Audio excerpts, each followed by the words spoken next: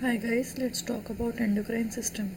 As we all know, our body is composed of several organ systems. Organ systems are made up of organs. Organs are composed of tissues, and tissues are made up of cells. Have you ever wondered how these cells communicate to each other?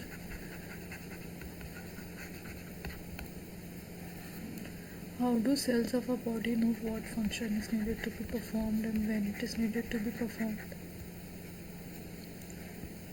So, for this communication to take place, there are two kinds of system present in our body.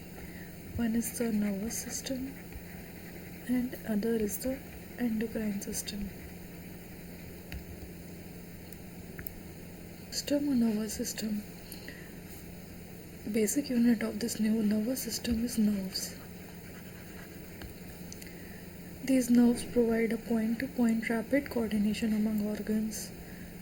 The coordination that is provided by these nerves is fast and also short-lived among the organs.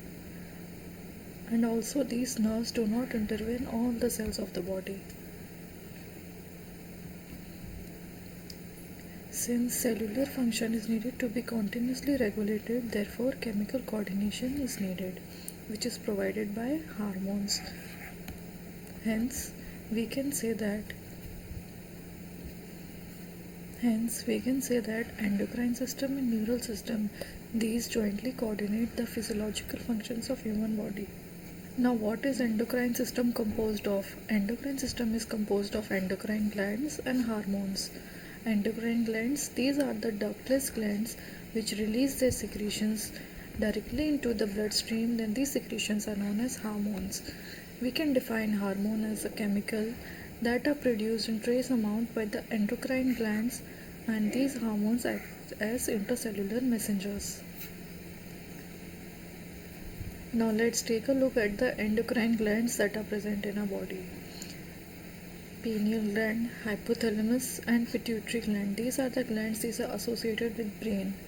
Another gland are thyroid gland. Beside thyroid, one gland is present known as parathyroid gland, thymus, pancreas, adrenal glands, kidney, testes, that is present in male, and ovaries, these are present in female.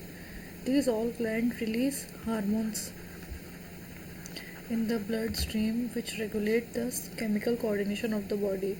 Apart from this are liver, heart, kidney as it is mentioned in the diagram, and gastrointestinal tract. These also release several hormones.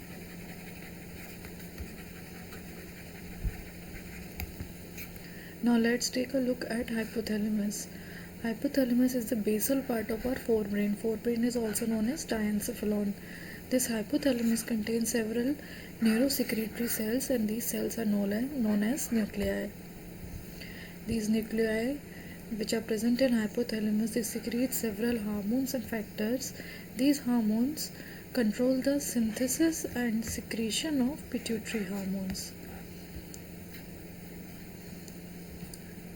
One point to be noted is that hypothalamus do not directly releases its secretion directly in the bloodstream. Instead, it releases factors or hormones which stimulate the pituitary gland to synthesize and release pituitary hormones in the blood, which control the chemical coordination of a body. Now, what kind of hormones or factors are released by the hypothalamus? They are either the releasing hormones or the inhibiting hormones. Releasing hormones means that when these are released by hypothalamus, they stimulate the synthesis and secretion of pituitary hormones like gonadotrophin releasing hormone, thyrotrophin releasing hormone, corticotrophin releasing hormone, growth hormone releasing hormone, prolactin releasing hormone. And the other set of hormones released by hypothalamus are inhibiting hormone. These are somatostatin inhibiting hormone, melanocyte inhibiting hormone, and prolactin inhibiting hormone. For example, when gonadotrophin releasing hormone is released by hypothalamus, this will induce the pituitary to increase the synthesis and secretion of LH and FSH in the blood. These hormones are These hormones are synthesized in hypothalamus and they reach the pituitary through the portal system that is present between hypothalamus and pituitary. Now let's take a look how hypothalamus and pituitary gland are connected to each other.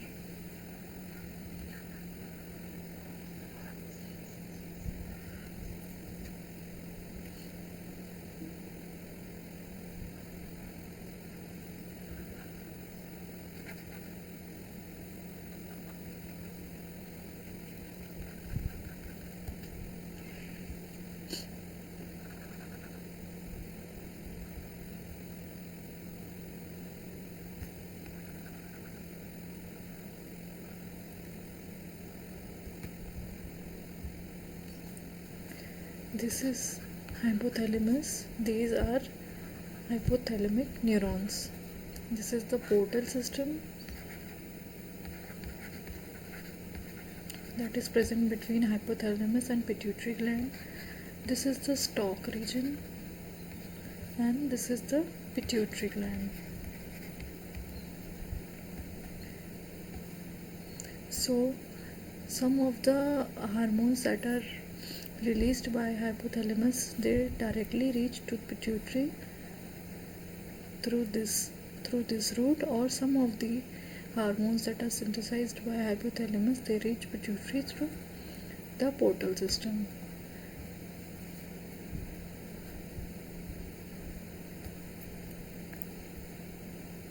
Pituitary gland, this is present below hypothalamus in a bone cavity known as sella turcica. Pituitary is divided into two parts known as adenohypophysis and neurohypophysis. This is the pituitary gland. This is divided into two regions. This region is known as neurohypophysis or posterior pituitary, and this is adenohypophysis, also called as anterior pituitary. This region, posterior region, as we talked earlier, is directly under the control of hypothalamus through hypothalamic neurons. Now let's take a look at adenohypophysis, also known as anterior pituitary. This anterior pituitary is divided into two parts known as pars distalis and pars intermedia. However, in human, pars intermedia and distalis, they both are almost merged. The hormones that are released by this pars distalis region are growth hormone, thyroid stimulating hormone, adrenocorticotrophic hormone, luteinizing hormone, and follicle stimulating hormone. Melanocyte stimulating hormone is the only hormone that is released by pars intermedia. Also, luteinizing hormone and follicle stimulating hormones, these hormones together are known as gonadotrophins. Another part of pituitary gland is the neurohypophysis, also known as posterior pituitary or pars nervosa.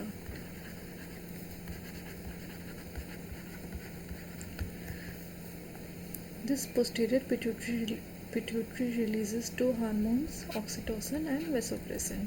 These are synthesized in hypothalamus and they are brought to posterior pituitary by axon, as we talked earlier. Take a look at the hormones released by pituitary gland. Growth hormone. As the name suggests, this hormone plays a very important role in growth and development of the body.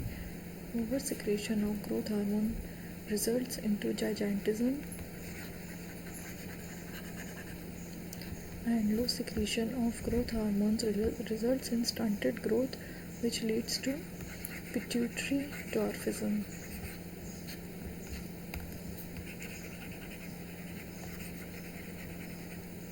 The hormone released by pituitary is prolactin. This prolactin plays a very important role in regulation in growth of mammary glands.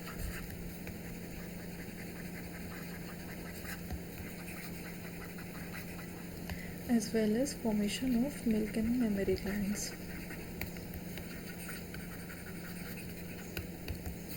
Another hormone released by pituitary is the thyroid stimulating hormone. This thyroid stimulating hormone stimulates the synthesis and release of thyroid hormones from thyroid gland. We will study about these later.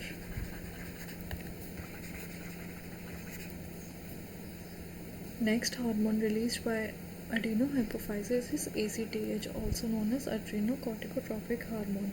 This hormone stimulates the synthesis and release of steroid hormones from adrenal gland. These steroid hormones are known as glucocorticoids.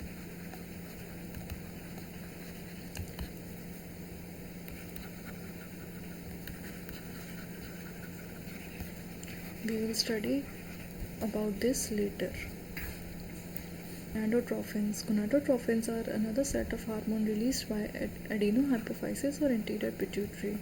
LH, luteinizing hormone, and follicle stimulating hormone. These together are known as gonadotropins. In males, when LH is released, this LH causes the release of androgen, that is a male secondary sexual hormone, from testes. And this androgen along with follicle stimulating hormone causes the regulation of formation of sperm. This process is known as spermatogenesis. In female, LH induces the process of ovulation, that is the process of release of fully mature Graafian follicle, and also this LH maintains the corpus luteum, that are remnants of Graafian follicle, whereas FSH or follicle stimulating hormone, this regulates the growth and development of ovarian follicles.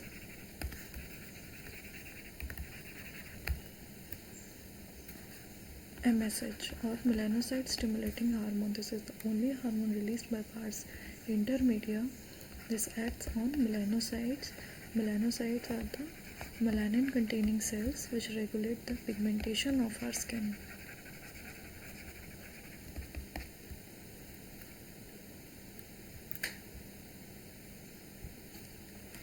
Oxytocin is released by neurohypophysis or posterior pituitary. Oxytocin acts on smooth muscles of a body and helps in their contraction. However, in females, oxytocin is responsible for the vigorous uterine contraction during childbirth.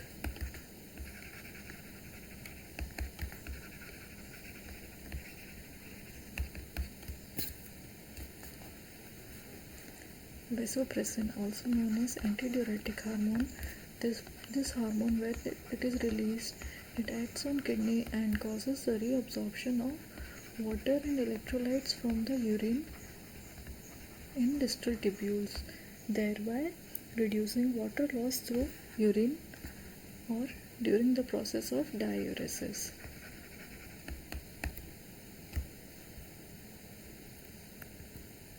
Thank you.